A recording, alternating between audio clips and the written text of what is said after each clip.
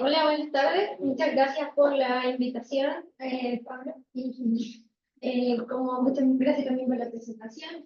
Como Pablo les contado, hoy día les voy a contar un poco acerca de mi proyecto de postdoctorado que estaba desarrollando en el Laboratorio de Control Motor y Neurorehabilitación, donde el objetivo principal de mi proyecto es determinar o entender un poco más el control que ejerce la corteza motora primaria al generar movimientos que sean rítmicos o movimientos discretos. Eh, como, ahora sí. Como motivación, en esta imagen tenemos una serie de ejemplos de la enorme gama de movimientos que nosotros como humanos podemos realizar en nuestra vida diaria o en eventos tan importantes como los Juegos Olímpicos, los Juegos Panamericanos. Ahora, como ustedes pueden ver, toda esta gama parecen ser movimientos muy diferentes y muy complejos, pero la mayoría de los movimientos los podemos categorizar en dos tipos de movimientos elementales, como son los movimientos rítmicos y los movimientos discretos. Por ejemplo, cuando en el caso del tenis, cuando se realiza un saque, este movimiento se considera un movimiento discreto, ya que, por ejemplo, existe una posición inicial, una posición final, y es un movimiento único, no se repite. Pero también existen otro tipo de movimientos que se le llaman movimientos rítmicos, que son repetitivos y tienen un patrón que es bastante estereotipado. Ahora, existen movimientos, por supuesto, que son más complejos que estos, como el que ustedes pueden ver al centro, donde se pueden describir como una secuencia de movimientos que sean movimientos discretos o rítmicos, o como una combinación entre ellos. Por ejemplo, el caso de los 100 metros vallas, donde el atleta necesita correr, después realizar el salto y después seguir corriendo. Ahora, la pregunta que me gustaría abordar a mí es cómo la corteza motora puede participar o generar toda esta gama de movimientos. Y eso es de lo que les voy a contar un poco el día de hoy. Ahora, podríamos proponer dos hipótesis acerca de qué es lo que está pasando en M1 durante la generación. Primero, de que el control para los movimientos rítmicos discretos en realidad son controlados de la misma manera y son todos partes del mismo grupo. Pero alternativamente podríamos también proponer de que el control que se necesita, dígame. Hay que cambiar el modo de presentación, se ve tu otra pantalla, dividida en el Zoom. En el Zoom. Se ve la Tienes que segunda. poner los mismos.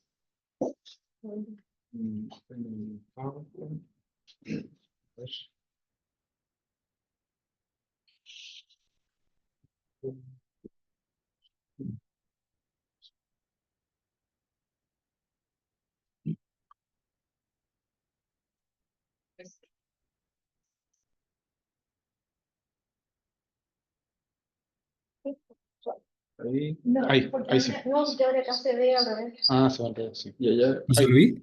ahí lo ven bien, Pablo, ¿o no? Sí, se ve, pero no se ve en el... Para ustedes, yo recuerdo que tuvimos ese problema y había que cambiar la pantalla en el Zoom. ¿Qué pantalla se comparte? Acá. Que si están viendo el video, sería bueno que ocupara eso, un puntero de madera, exactamente. Así pueden saber qué es madera. Nos vamos a contar mejor. Ya. Ya, perdón, ahora sí. Esta.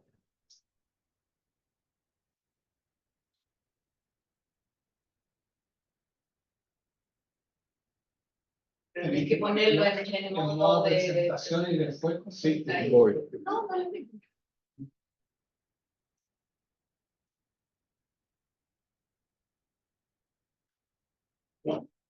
Ahí, Pablo. Sí. Pablo Burgos. No, soy igual. ¿Se ¿Estoy igual? ve, se ve mejor? mejor. Se ve mejor ahora, sí. Y cambia de pantalla. Maxim. ¿Ahora? Ah, Ahora sí sí, parece. se ve súper bien acá. Ahí sí. ¿Ahora sí? Sí. Perfecto. Ahí está. Y esta.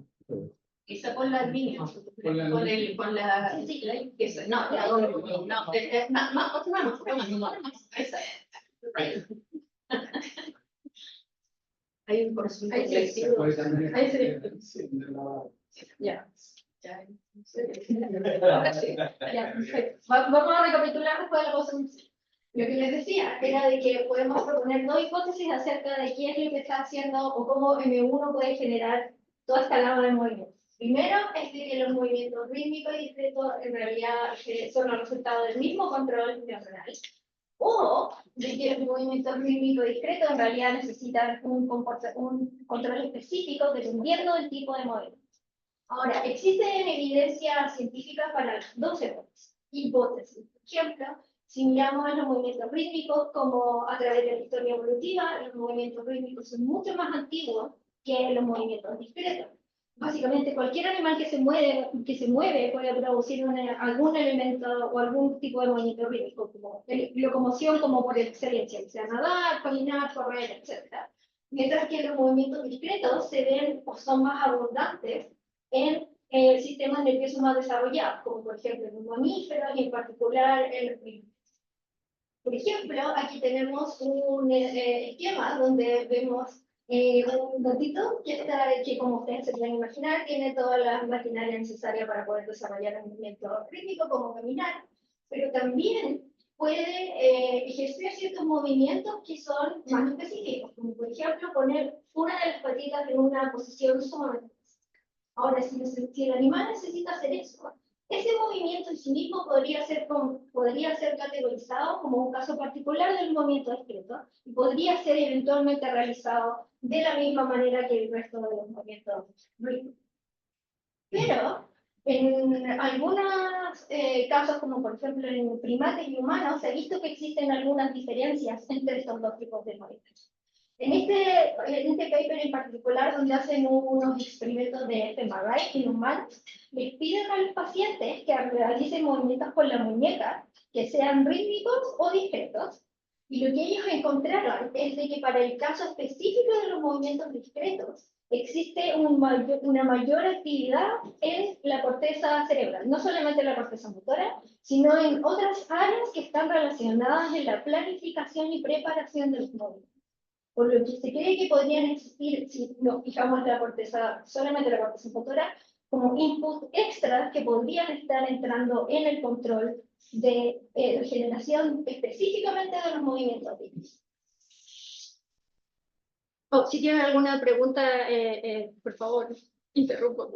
No esperen hasta el final. Estoy haciendo que avance, pero no está. Aquí. Ok. Ya. Entonces, ¿cómo podemos abordar esta pregunta? ¿Cómo podemos saber cuál es el control que se ejerce para los dos tipos de movimientos? Idealmente, podríamos tomar la población de M1 y analizar qué pasa en los dos casos. Pero históricamente, estos dos tipos de movimientos se han analizado de manera separada. Por ejemplo, en el caso de los primates, se han hecho muchos experimentos donde se pueden entrenar al animal, se pone frente a una pantalla y se le enseña a manejar un joystick de manera, tal de que el animal, cada vez que ve un target, el animal mueve el brazo, eso mueve el cursor que está en la pantalla, y el animal puede alcanzar el target y recibe una pregunta. Ahora, esta es una prueba clásica del control motor, perdón si ustedes están familiarizados con esto, pero necesito nombrarlo. Ahora, hay variantes de este tipo de pruebas, donde el animal de nuevo se pone frente a una pantalla, se le muestra un video de un ambiente virtual y se le muestra un target donde el animal necesita pedalear, como ustedes ven aquí,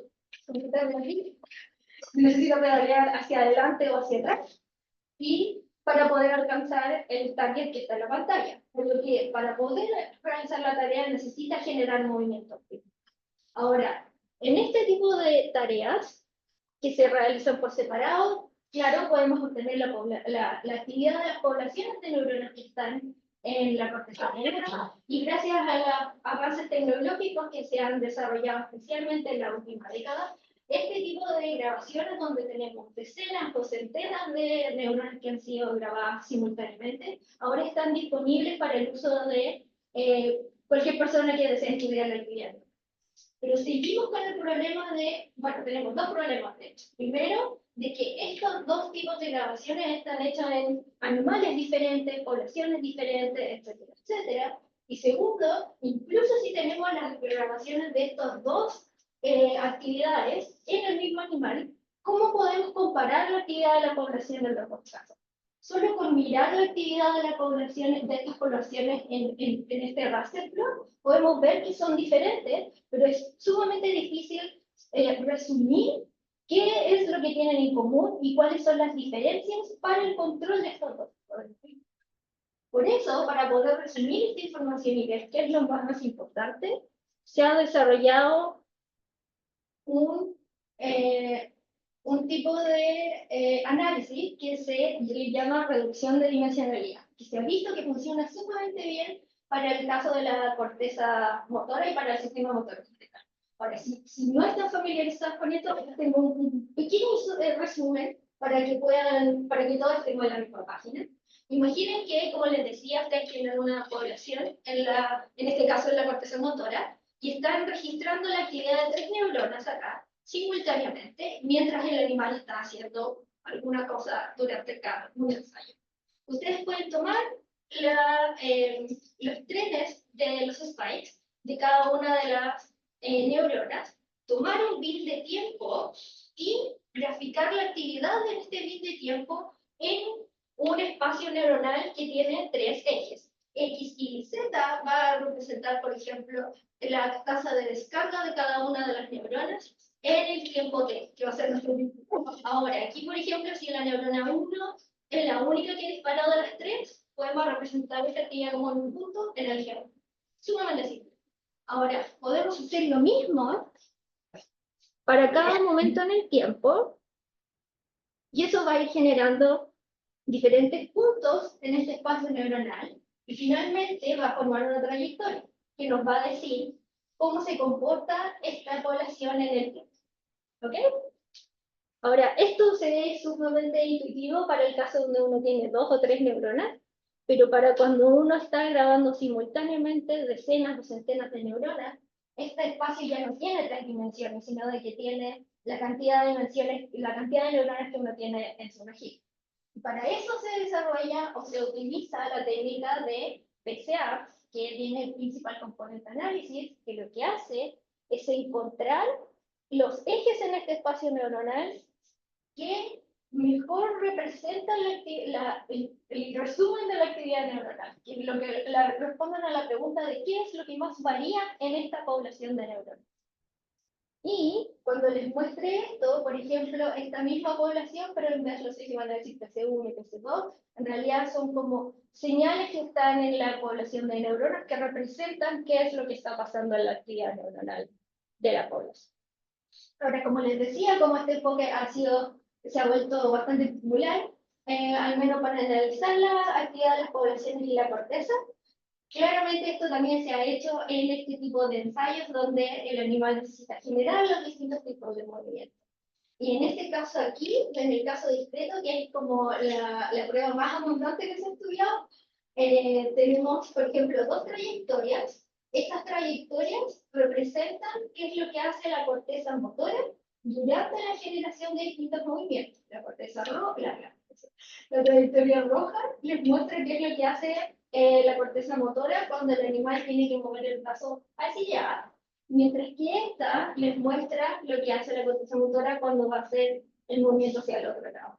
Como ustedes pueden ver, tenemos 2 trayectorias que son claramente diferentes.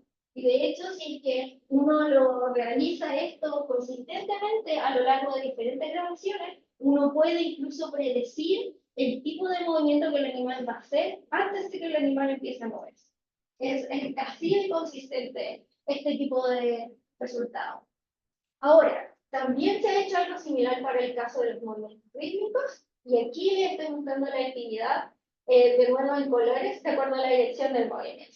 Verde representa que cuando el animal está pedaleando hacia adelante, y el morado representa cuando está moviéndose hacia atrás. Es como, perfecto, vemos algo que tiene algo de sentido, vemos una actividad rotacional que se espera del movimiento rotacional. Pero ¿cómo se condice esta actividad con esta actividad? Y al final ese M1 es lo que está generando las cosas, pero así, a simple vista, solo con ver las trayectorias, es difícil ver cómo las dos están correlacionadas. Y si es que el control existe, qué tipo de control existe para generar estos movimientos.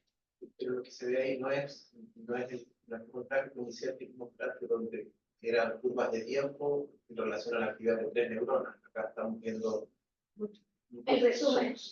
El resumen. Sí. Con el, Porque con esto, ese claro, dato. por ejemplo, ¿Qué significa ese esta trazo? vuelta. Claro. Ok, o sea, esto que está aquí, por ejemplo, estas trayectorias parten en este punto que yo dibujé acá.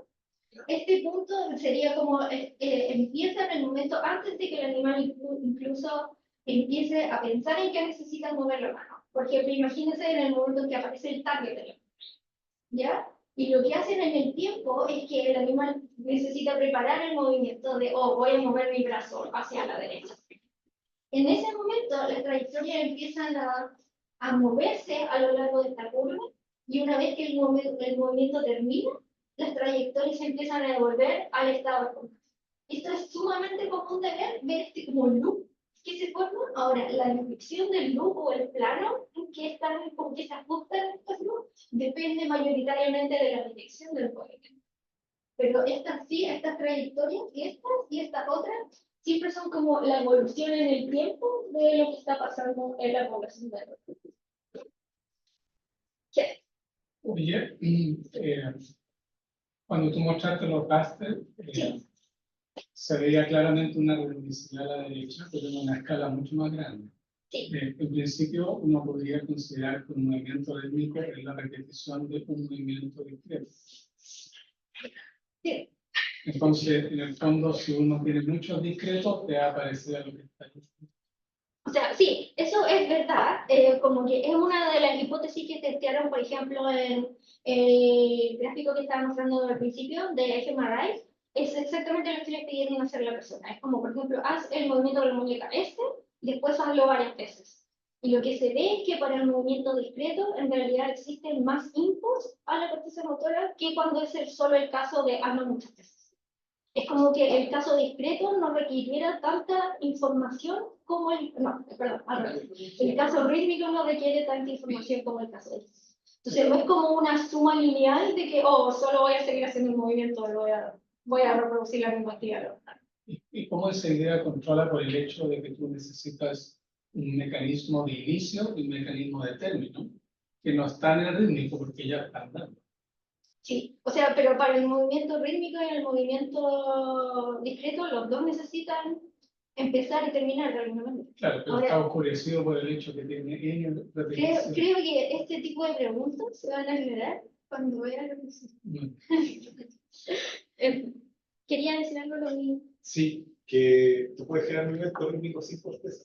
Exactamente. Sí. O sea, El clásico Sí, ejemplo del bautizo que... sí, casi mucho. Sí. Sí. Sobre todo los experimentos descerebrados, podemos agregar. Claro.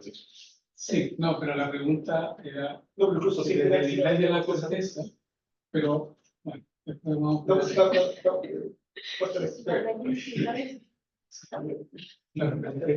es corteza.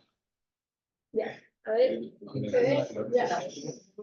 Ya, entonces la manera que vamos a estudiar este problema es primero vamos a analizar unas grabaciones donde existe un primate donde se está registrando electrofisiológicamente la corteza N1 mientras desarrolla una versión de la tarea rítmica que yo les estaba explicando. De nuevo, el primate está al frente de la cámara, tiene un manipulando que es un pedal y que necesita alcanzar el target. Antes de que el ensayo empiece, al animal se le indica en la pantalla con algún tipo de indicación, ya sea un color o algo, de que en la dirección del movimiento, cuántos ciclos tiene que dar y la posición inicial del movimiento. Aquí tenemos un ejemplo de la posición en cada momento del tiempo y la velocidad de la mano durante un. Ahora, la clave de este registro es de que en cada ensayo el animal necesita producir un número diferente de ciclos, por lo que vamos a tener casos completamente rítmicos, como por ejemplo si le pedimos al animal que realice 7 ciclos o 4 ciclos, pero esto también va a llegar al extremo discreto, donde, por ejemplo, cuando el animal tiene que producir la mitad de un ciclo, va a empezar, por ejemplo, aquí arriba de la vuelta y necesita llegar hasta la parte de abajo. Y eso es clásicamente un movimiento. Y eso nos va a permitir estudiar los dos movimientos, en general la gama completa de movimientos, en la misma población neuronal. Ahora, además de esta variabilidad que viene del número de ciclos que el animal realiza, el animal también puede realizar ciclos hacia adelante, hacia atrás, y puede partir desde arriba o desde abajo del árbol. Estos datos están publicados hace un par de años y ahora están disponibles para cualquiera que quiera jugar con ellos. Ahora, los datos que están disponibles en estos registros son principalmente 3. Primero, la actividad en la corteza motora. Aquí tenemos el promedio para uno de los ensayos. Esto es directamente en M1. También tenemos registros de electromiografía de alrededor de 20 músculos entre el hombro y la mano, mientras se está reproduciendo esta tarea. Y además tenemos la cinemática del movimiento, que es simultánea en los 3 casos. Así que esta es toda la información disponible que tenemos para poder abordar este problema. Ahora, ¿cómo vamos a abordar este problema? ¿Cómo vamos a poder testear nuestras hipótesis acerca del control en el? Lo primero que vamos a hacer es que vamos a entrenar a la red neuronal artificial. Por favor, no se desenchufen, sigan escuchando. Vamos a tomar una red neuronal y vamos a asumir que el control que hace M1 es el mismo para todos los movimientos. Luego les voy a explicar en detalle cómo vamos a hacer eso. Después, vamos a hacer algo similar, pero vamos a tomar una red neuronal artificial y le vamos a decir, ¿sabes qué? El control en realidad es específico para cada tipo de movimiento. Los movimientos rítmicos discretos tienen un control que es diferente. Y luego vamos a analizar cómo es que estas dos redes neuronales pueden resolver el problema. Para eso vamos a analizar la dinámica poblacional de estas redes usando la técnica PCA, tal como se ha hecho en las redes neuronales biológicas. Y finalmente vamos a comparar estas dos actividades con lo que efectivamente pasa en M1. Entonces, si aquí en M1 vemos, por ejemplo, de que la actividad de la población se parece a la hipótesis 2, es porque el control efectivamente es diferente para los dos, y algo similar pasa si es que se parece al caso de la hipótesis 1. Ahora, el tipo de red neuronal que vamos a ocupar no es necesariamente el tipo de redes clásicas, que son el perceptrón multicapa, que tiene un input, salida y tiene una estructura, tiene una estructura de capas. Vamos a utilizar una red neuronal que se llama red neuronal recurrente, que se enfoca en el procedimiento temporal que tienen las neuronas en esta red. Ahora, en particular forman algo que se llama un sistema dinámico. Sistema dinámico es cualquier sistema que, si yo conozco su estado actual, yo puedo predecir un estado futuro, en un futuro cercano, un par de segundos o minutos, dependiendo de la escala de tiempo. Ahora, si eso lo traducimos, traducimos esta idea de un sistema dinámico a una neurona, imaginen que ustedes tienen una neurona dentro de esta red que va a simular, en este caso M1. Ustedes pueden tener la tasa de descarga en un momento T, pueden conocer los inputs externos a esta red, por ejemplo, los inputs que vienen de la corteza premotora o de cualquier otra red cerebral. Pueden además conocer los inputs que están entrando a esta neurona desde la misma red de M1, y con toda esta información nosotros podemos predecir lo que va a hacer esta neurona en un tiempo T más 1, que es un futuro cero. Ese es el supuesto que tiene que estar. Ahora, si funciona en sí mismo, significa que M1 en realidad tiene una relación con este tipo de sistema dinámico. Ok, eso en general cómo funciona una red neuronal recurrente, pero ahora necesitamos informarle a esta red acerca de la hipótesis que nosotros tenemos para el control de los diferentes movimientos. ¿Y cómo vamos a hacer eso? Dígame.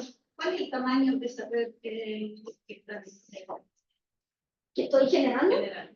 Sí, ahora Está simulando. sí, estas dos redes que, bueno, en realidad entrené muchas, pero todas tienen 50 neuronas.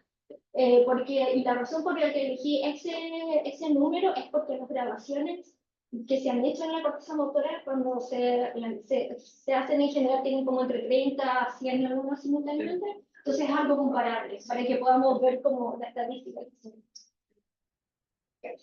Entonces, imaginen que yo tengo mi red neuronal.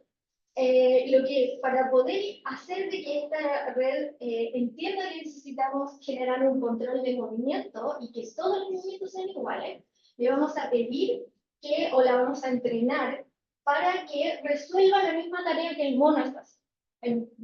El mono. Que el mono está haciendo.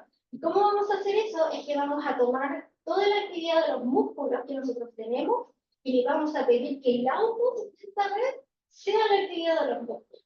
Eso es lo que vamos a hacer.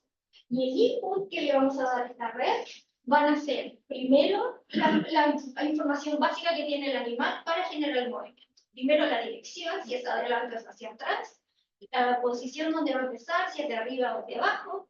Y esta información se la vamos a dar antes de que el movimiento empiece. Después de que el movimiento ya empezó, le vamos a dar una señal de cuánto tiene que... Y aquí es como va orientado a lo que preguntaba Pedro, que es como, mientras, si la secuencia es cortita, por ejemplo, en el caso de una vuelta, la diferencia entre estos dos va a ser muy corta. Pero si en el caso de 7, la diferencia temporal va a ser más grande. Entonces, la red solo va a seguir andando hasta que nosotros le digamos que pare. Ahora, como ven acá, la única diferencia viene entre el tiempo que está entre el inicio y el final, pero no hay ninguna relación acerca de si el movimiento es rítmico o no. Para poder decirle a la red explícitamente si el movimiento es rítmico o no, que va a ser nuestra otra hipótesis, le vamos a añadir un input extra donde le vamos a decir este movimiento es rítmico en el caso de que el movimiento sea 7 siglos, 4 o 2. Y le vamos a dar otra señal para enseñarle que es un movimiento discreto en el caso que es medio siglo o un siglo. De esta manera vamos a tener dos redes neuronales que se han entrenado con los datos de los músculos y con las diferentes hipótesis. Ahora voy a recalcar de que estas redes neuronales en este esquema que estamos ocupando nunca han visto la actividad neuronal. No tienen ningún tipo de información de lo que está pasando en la corteza motora. Lo único que ven es la actividad muscular y los inputs que le estamos dando. Por lo que cualquier actividad o cualquier similitud que nosotros veamos entre esta red y la corteza motora es netamente una predicción del sistema dinámico. Pablo. ¿Tiene algún sentido pensar que fuese necesario darle algún tipo de input artificial, sensorial, representativo, por ejemplo, o no es necesario? Como darle la información de la Claro, dirección. tal como tú le das información motora, desde la verdadera ignorancia, tal como tú le das información motora del resultado motor, si no sería necesario entregarle también información, digamos, sensorial que está, digamos, subyaciendo al output motor. Como por ejemplo algo como del sistema Propiocetivo. tacto. Claro, Como claro, propiocetivo. claro. Sí, de hecho sí, pero de hecho no es una mala sugerencia, pero en este caso, en particular en el caso de los movimientos discretos, se ha visto que es un control más como feed forward, que en realidad no tiene tanto control propiocetivo. Pero en el caso que son de movimientos que son muy largos, está bien. De hecho, hay variantes de esta tarea donde el animal constantemente necesita chequear de que su posición está cerca del objetivo. Y en ese caso, sí necesita como un feedback de la no de los músculos del sistema del tacto, pero sí de un feedback visual para comparar de qué tan lejos está. Pero en este caso, como solo al animal se le dice necesita hacer tantas vueltas, no se está incluyendo un feedback instantáneo. o ese feedback está incluido en el movimiento que hace el animal. Claro. Porque tú le estás como input, le estás dando el movimiento que hace el animal y el animal Claro. ya lo tiene incluido Claro. ese input representativo. Sí, de hecho no lo había pensado así, pero es verdad. Ok, ahora que tenemos una idea acerca de cómo representar esta información en las redes, lo que tenemos que hacer es efectivamente entrenar la red neuronal para que genere estos outputs que son la actividad muscular. Entonces, aquí les voy a mostrar una simulación para el caso de 4 ciclos, donde nosotros le damos a la señal para que empiece, la señal para que termine, y esto es lo que la red debería producir, que es la actividad muscular. Por supuesto, un resumen, no es toda la actividad muscular. Y en naranjo, ustedes ven la actividad que sale del output de la red neuronal. Este es un caso particular del caso de la hipótesis 1, que es como el mismo control para todos los movimientos, pero les prometo que para el caso del control es diferente y los resultados también se ven así. Y para todos los casos, para todo el caso de 7 ciclos de 0,5, 1 y 2, en todos ellos vemos de que los resultados de la red neuronal, el output de la red neuronal, es sumamente similar a lo que sale de la actividad muscular, por lo que sí podemos decir de que estas redes neuronales artificiales pueden resolver la tarea. Ahora, algo un poco más interesante es saber cómo esta red neuronal está resolviendo la tarea. Ahora, como les decía antes, estas redes neuronales lo que hacen es implementar un sistema dinámico. Y lo que hacen a nivel de población es, les voy a mostrar ahora una simulación de cómo se ven las trayectorias de la población, es crear dos modos estables de red. Uno es el estado espontáneo de la red, que es cuando no recibe ningún input, ninguna entrada de ninguna parte, la red va a estar en un solo punto, que lo vamos a representar acá en el origen del sistema. Y aquí les voy a mostrar, aquí abajo van a ver el input cuando entra, para que empiece el movimiento y cuando termine. Y lo que vemos es de que cuando no hay nada, la actividad parte ahí. Cuando viene el estímulo de entrada, que es para que empiece el movimiento, la trayectoria se aleja de ese punto y llega a esta actividad rotacional, que es sumamente estable, que se le conoce como un ciclo libre. Y cuando el estímulo de pararse se aparece en la red, lo que hace esta actividad es salir de este estado estable, que es el ciclo límite, esta actividad rotacional, y se devuelve al estado. Esa es la manera en que la RNN la está resolviendo. Ahora, de nuevo es una simulación para uno de los casos, y este es el caso de de la primera hipótesis, donde el control es el mismo para todos los movimientos. Okay. Aquí vemos algo similar. Esta es la misma red neuronal que les estaba mostrando, pero aquí cada color representa el número de ciclos de la actividad que el animal va a generar. Y para el caso 1, que es el mismo control para todos los movimientos, vemos de que en todos los casos de los diferentes ciclos, las trayectorias se ven muy similares. La única diferencia es cuántos ciclos da vuelta aquí en este estado estable del ciclo. De hecho, cuando vamos a ver qué es lo que hace la segunda red neuronal, que es de diferentes controles para el caso rítmico discreto, de hecho las trayectorias todavía forman este caso del ciclo límite, pero vemos que las trayectorias tienen una forma un poco diferente.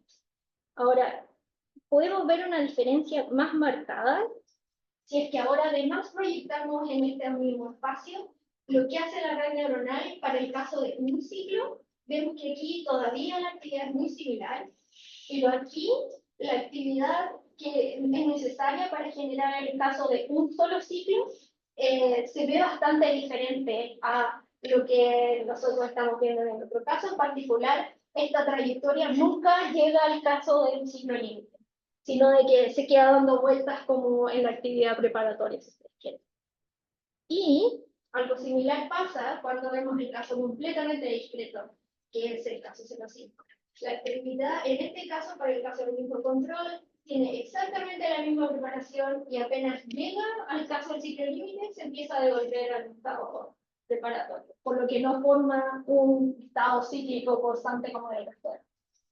Ahora, en el caso del control diferente, de nuevo, estas dos trayectorias son bastante diferentes al caso rítmico, que es lo que nosotros esperábamos considerando los inputs que le dimos a cada red.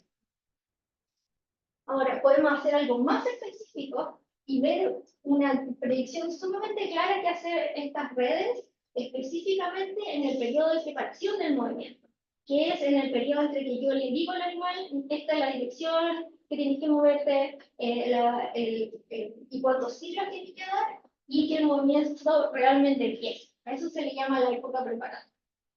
Aquí tenemos de nuevo las trayectorias neuronales para el caso de que es el mismo control para todos.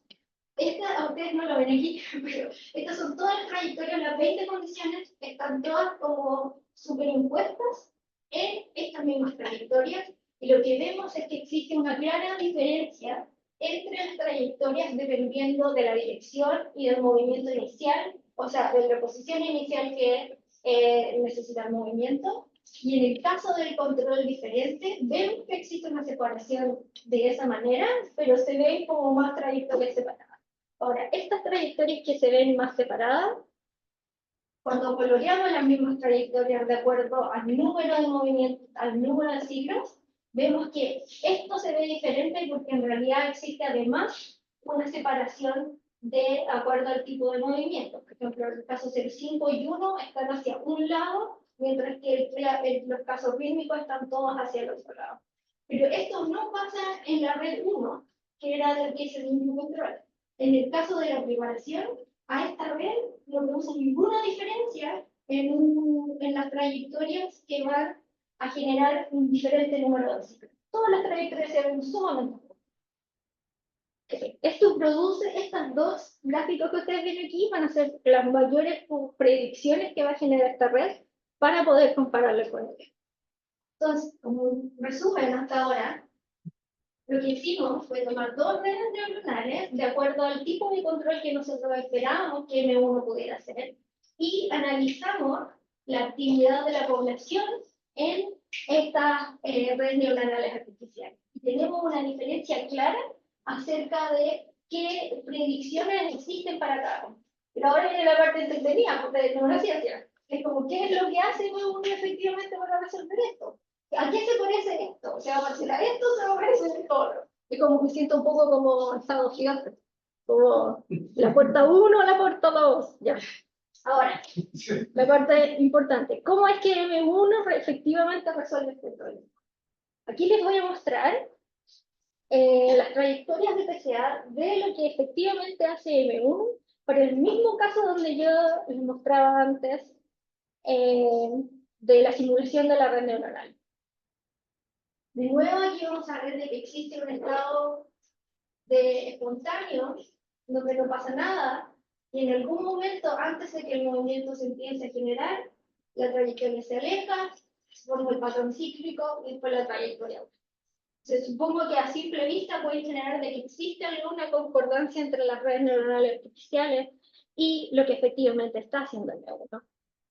Ahora les tengo una comparación de lado a lado, porque no pueden ver, se ve de que efectivamente son bastante similares. Esa es la red neuronal, uno del ejemplo de las redes neuronales artificiales, y en el caso de al lado tenemos la actividad real. Incluso este es un muy buen ejemplo porque se ve incluso que rotan de manera muy similar. Ya. Y ahora queremos saber la variable más importante, que es como cómo cambia esta actividad neuronal de acuerdo al número de ciclos que la animal genera. Y eso es precisamente lo que vemos acá. Este es el caso completamente rítmico, donde el animal genera 7 ciclos, después 4, 2, 1 y 0,5. Y ahora que tenemos toda esta información disponible, podemos comparar la actividad de la población en M1, como cada una de estas trayectorias que generan los movimientos pueden ser comparadas al caso de las redes neuronales. Entonces, esta es la misma figura que les mostraba antes. Esta es la producción de una de las redes neuronales para todos los casos de diferentes números de ciclos. Y esta era la producción para el control de diferentes ciclos. Y como vemos en este caso, cuando proyectamos todos los ciclos en M1, todos parten del mismo lugar, siguen la misma trayectoria y llegan al caso rotacional. Y en el caso discreto, lo que hace es seguir la misma trayectoria y apenas llega al caso del ciclo límite, lo que hace es empezar a devolverse al estado espontáneo. Perfecto. Ahora también podemos ir a nuestra otra hipótesis, que era que lo que pasaba específicamente en el caso de la preparación, y es que vemos de nuevo de que en el caso del mismo control existía una marcada diferencia por el movimiento, la dirección del movimiento y la posición inicial, y en M1 vemos algo muy similar. Aquí estas líneas que ustedes ven aquí, que no se ven tan diferentes, son todas las condiciones que corresponden a este caso de dirección y posición, y cuando coloreamos de nuevo esta actividad de acuerdo a lo que pasa al número de ciclos que el animal realiza, vemos de que en realidad existe una mínima diferencia entre las trayectorias dependiendo de la intervención. Y esto es probablemente mucho más atribuible a la variabilidad natural que existe en la producción de neuronas que comparado con lo que pasa en este caso, por ejemplo. Por lo que podemos decir, al menos con esta evidencia, de que lo que pasa en M1 es mucho más parecido a lo que pasa en nuestra RNN del caso donde todo el control es el mismo.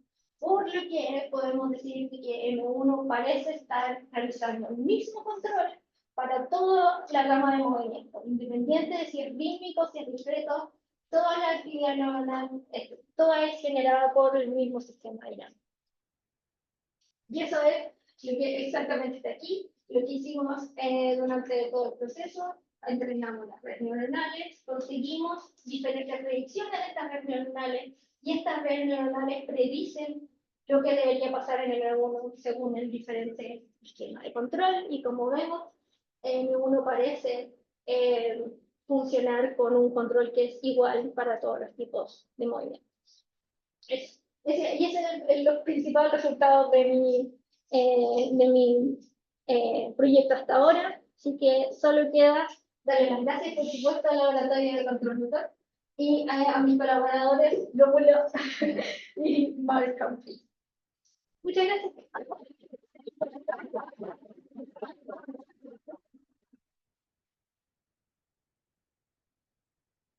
Pregunta. Bueno, lindo el trabajo y súper, súper claro. Yo que no sé qué el área. ¿Cómo cambia esto de acuerdo al número de neuronas que tú simulas? De que yo simulo. Claro. Es una pregunta interesante. No lo he hecho explícitamente, pero si tuviera que tratar, no de arreglar, pero tomar una adivinanza informada, yo diría que no cambia mucho, porque una vez de que uno ya tiene suficiente neuronas para capturar la dinámica de la población, el resto empiezan a ser relevantes. Entonces, lo que empiezan a hacer es como crear neuronas que tienen una actividad muy similar a actividad de neuronas que ya están presentes en la red neuronal. Claro, pero todavía no, son muy parecidas, pero no son así, no te reflejan completamente la actividad. Entonces, por eso preguntaba si podías mejorar esa similitud aumentando el número. Yo creo que si es que quisiera como hacer algo que en realidad se parezca mucho a lo que nosotros vemos en M1, no sería tanto la influencia que se debe al número de neuronas, sino que, por ejemplo, la cantidad de inputs o outputs que está teniendo M1. Porque aquí es una reacción sumamente simple, pensé, ya estamos diciendo de la dirección del movimiento y cuando inicia, no necesita más, como que hemos visto que existen otros inputs biológicos que deben ser necesarios para generar este tipo de movimiento y que nosotros no lo estamos capturando. Es solo la información que es relevante para esto en específico.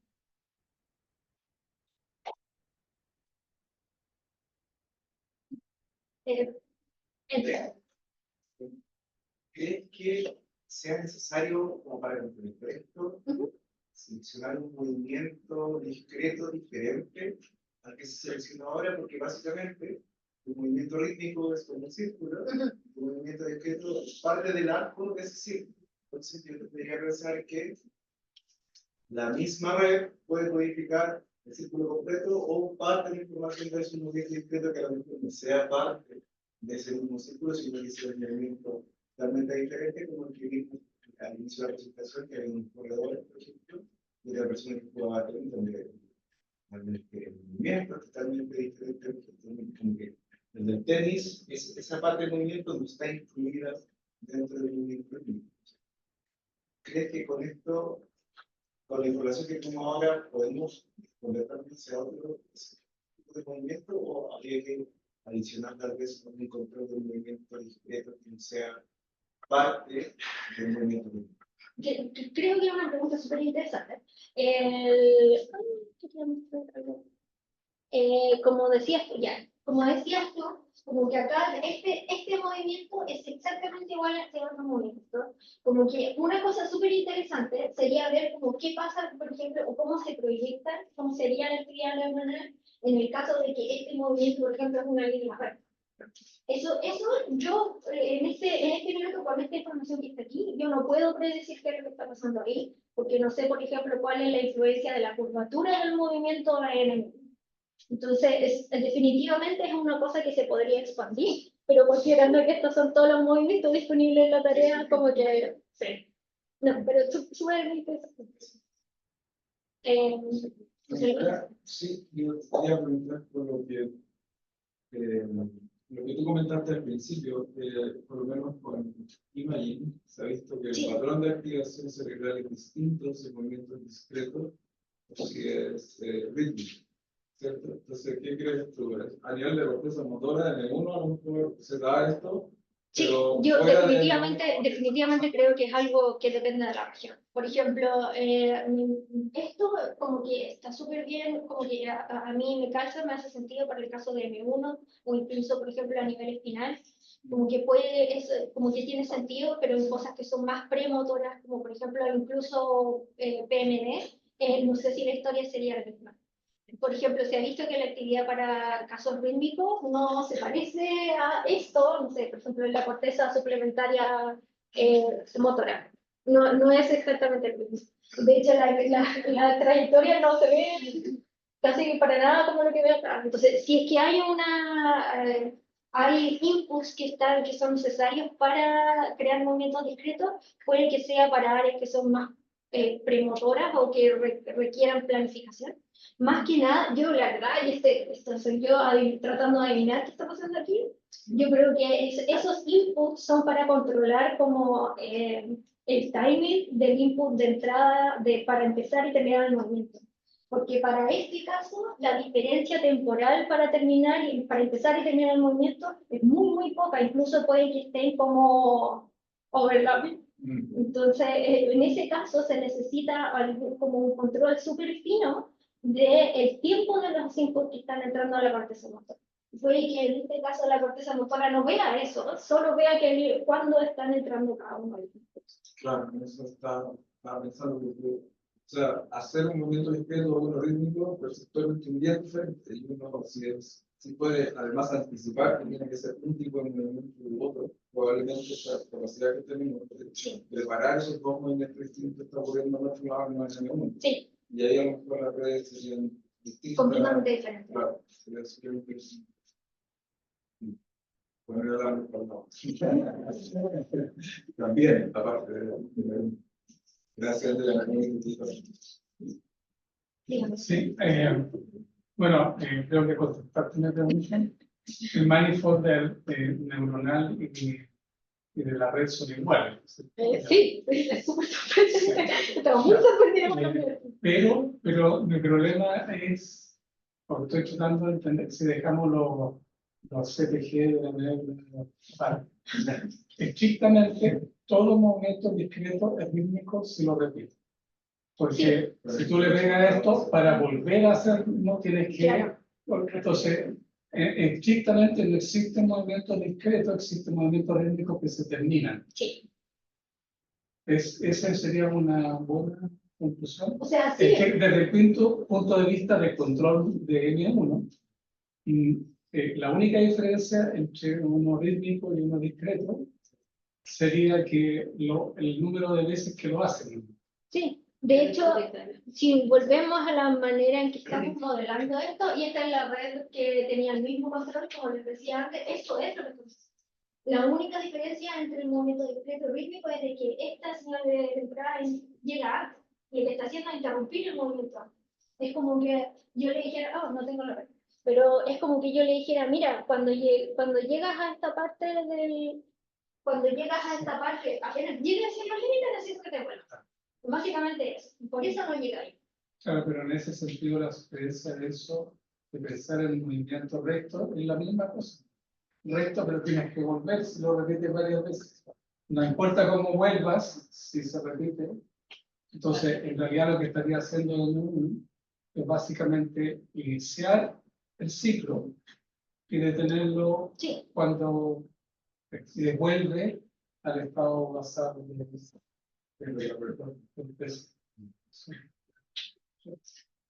Entretenido, felicitaciones. Muy bonito. gracias. Sí, Vale. muchas gracias también. No sé si lo dijiste o si también la pregunta no tiene tampoco ningún sentido, pero la manera en que esa red está armada no podría de alguna manera tal vez presentar algún sesgo a encontrar respuestas que van con la hipótesis del mismo control versus hipótesis que son de control distinto. De hecho, considero eso. Pero estas dos ejemplos que muestro aquí son dos ejemplos de una colección de familias de RNN que están creando, donde he hecho muchas variantes, sobre todo de este caso, para mostrar de que en realidad esta es mejor que cualquiera de los tipos de control local. Entonces, por ejemplo, muchas de las variantes que he hecho son acerca de cómo funciona los inputs a esta red. Por ejemplo, acá yo lo que hice fue poner un input que empieza aquí. También podemos hacer de que este input y este input sean diferentes para el caso discreto. Podemos hacer de que solo este input sea diferente para el caso discreto, etcétera, etcétera. Entonces, he probado muchas variantes, como este era el caso más simple, me mostré esto, pero en todas las variantes que he visto, siempre veo de que el caso de que es el mismo control para todos es una mejor representación de lo que vemos en.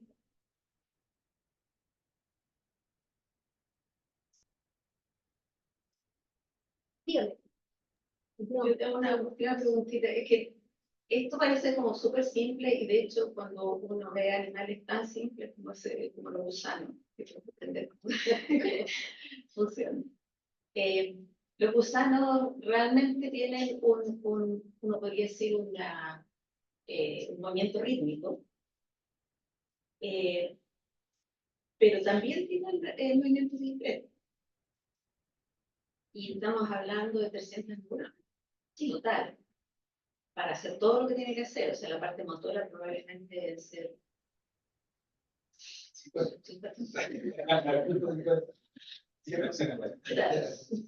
Ni idea cuántas son, pero son mucho menos que 300. Sí, 302. Entonces, eso implica o sugiere como que no necesitas algo superior o nada muy superior como para premotor, sí. para generar este tipo de movimiento. Sí, de hecho, es una de las como conclusiones que podríamos sacar de esto, que en realidad es el mismo sistema dinámico que podría afectar las dos cosas. De hecho, en casos de como en el área donde se desarrolla esto, más como en el área de robótica, como de cómo generar movimiento, es igual, es relativamente común generar movimiento solo con cosas como ciclo límite, que es como un círculo y yo solo lo parto y interrumpo, y el resto como que historia. Es como solamente como con cosas sumamente simples, sobre todo con este como approach de como un sistema dinámico. En general uno puede generar cosas que se ven súper sofisticadas con elementos como estas redes que se ven sumamente simples. Así que en ese sentido como que pues, aunque los movimientos de algo como los invertebrados no se vean tan sofisticados, en teoría tienen toda la maquinaria para producir algo que es discreto. Lo que pasa es que a lo mejor, de nuevo, como a la pregunta que te decía José Luis, a lo mejor lo que tiene, la ventaja que tienen los sistemas más desarrollados es un control sobre el timing de los inputs o de cómo se controla esta red. Más grado de estamos. También puede ser. ¿Qué es lo que necesitas? Pero también que te puede en contra, porque la verdad es que hacer un saque pues, es muy efectivo, se lo hace muchas veces repetitivo, no es repetitivo. porque no lo haces exactamente igual. Tienes que estar extremadamente disciplinado para hacerlo. Lo que entrenan la secuencia.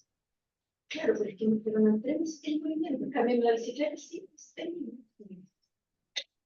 O sea, tiene que estar ligado a algo que te evite el grado de libertad para que sea exactamente igual. Porque Pasa que como la manillita, ¿cachai? La manillita te obliga a hacer algo repetitivo.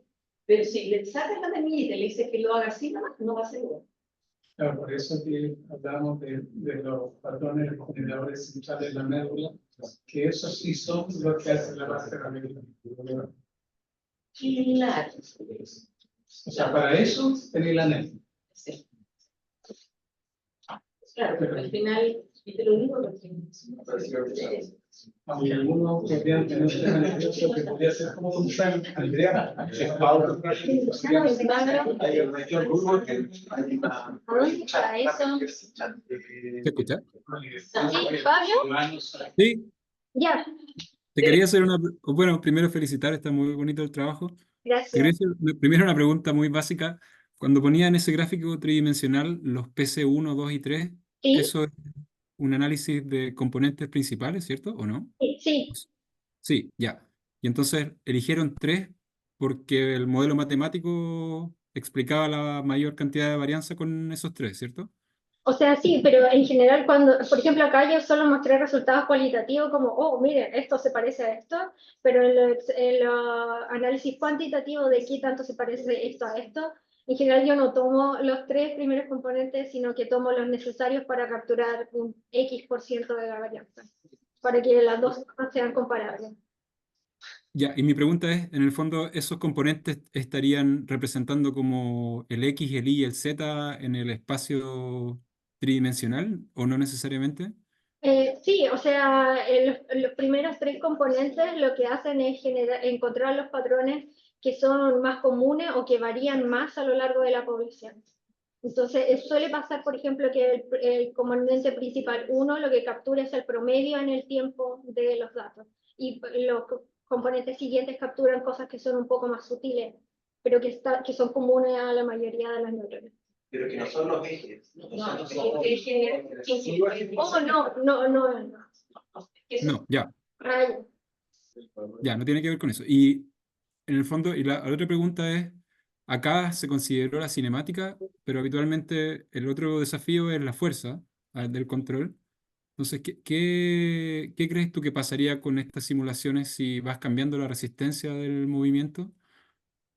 esa es una muy buena pregunta. La verdad creo que ese es un problema completamente diferente al Ujú. que estoy tratando de abordar acá, porque si yo recuerdo bien, hay algunos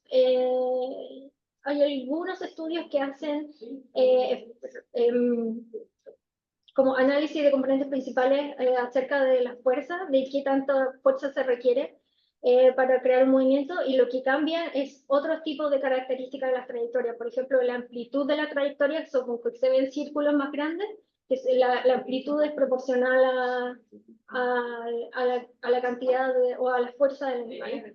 Pero de nuevo es difícil comparar porque se ha hecho, por ejemplo, en otros animales. Me acuerdo, el más cercano que recuerdo a ese tipo es una tortuga, así que no estoy muy segura que sean comparables. Pero sí, es un problema interesante, pero definitivamente no podría darte una respuesta. Ya, y la otra pregunta es, perdón, No, sigue. ya, la otra pregunta tenía que ver con los efectores. Creo que ya lo discutieron de alguna forma, pero ¿tú crees que pasaría lo mismo en la extremidad inferior, por ejemplo, en la marcha, o no necesariamente? ¿El tipo de control que mostraste ahora? Ahí sí que no estoy segura, porque una de las como gracias de esta tarea es que está hecha con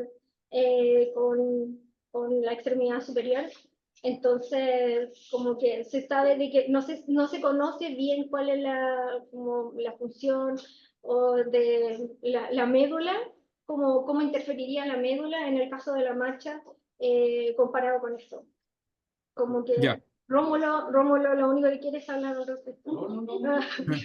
Y pensaba en como la restricción mecánica, porque en el fondo, no sé, otro efector, por ejemplo, el ojo, no tiene como no estoy seguro de lo que estoy diciendo, pero una articulación musculoesquelética, la clásica, tiene características de un oscilador, de un péndulo de alguna forma, Sí. pero el ojo, por ejemplo, no necesariamente. Entonces, no sé qué tanto sentido biológico tendría que todo fuera rítmico de alguna forma, para todos los efectores de los animales. De No, alguna forma. ahora creo que entendí la pregunta. No, yo la verdad como que solo me limitaría como por ejemplo a las extremidades que estábamos conversando, como a lo mejor las piernas y a lo mejor los brazos, pero algo como que es mucho, que es tan diferente como el movimiento ocular, creo que no serviría el mismo tipo de control.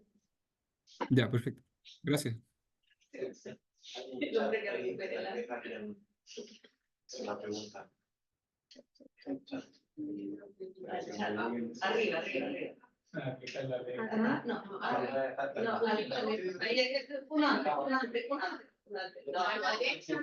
Ah, a la izquierda. Aquí, Ahí. lo que está en rojo. Ay, sí. Ahí Ahí. Está bien, ya. Bueno, no sé si hay más preguntas. Si no, les cuento que hay un café con galletas después y un gran aplauso.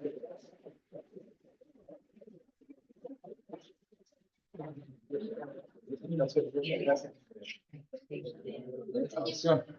Para que deje de grabar.